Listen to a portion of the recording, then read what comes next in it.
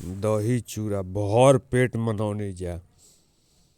देखत एकदम लाल दूध हो गइल बा, एकदम औटात औटात। देखत दहियो लाल हो गइल एकदम। घरे माई निकालतिया आ देवतिया। बुझाता कि लेके भाग जाई होनिया, ले जाके लुका के खाई। हो देख आलू गोभी के तरकारी। हाँ, आलू गोभी के तरकारी बड़ा चटक भइल बा।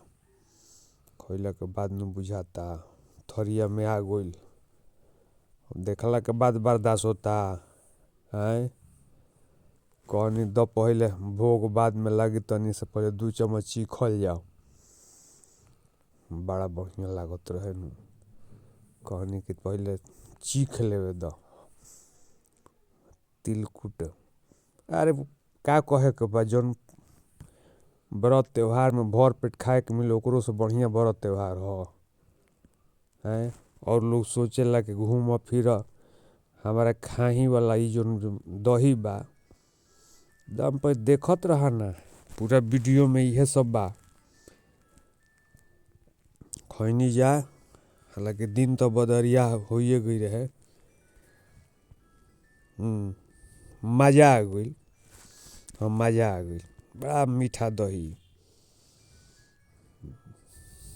बढ़िया लागत तो लिख दी लोग। भेंट होई अगला वीडियो में।